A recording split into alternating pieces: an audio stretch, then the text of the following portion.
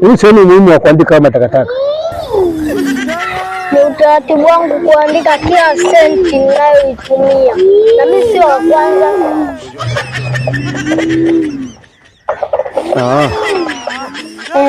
Nimekumbuka.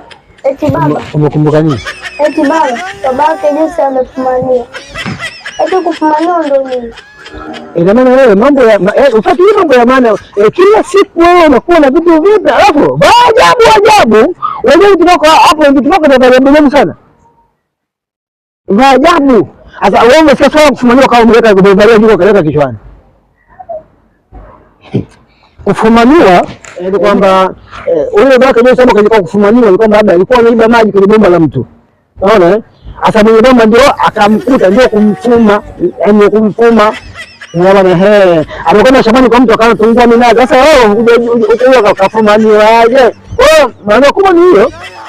Wajua alikuwa anaiba maji au alikuwa anatungua nazi kwenye shamba la mtu ama miembe ama alikuwa anachimba mihogo shambani kwa mtu ndio akafumaniwa, yaani sawa na mtu aliyekamatwa kwenye tukio fulani alifanya ambayo kuchukua kitu ambacho sio cha kwake. Nafikiri hivyo tu. Leo tunakula nini hiyo? Nitakupikia chapati. Chapati na mimi zile za kukanda za kusukuma, kile chapati za maji na muda wenyewe. Umeme kwa mbakia kidogo fati ukafanya tupanye mimi na kutoa wenyewe kusiwepo. Ila mimi leo sina. Tuondoke.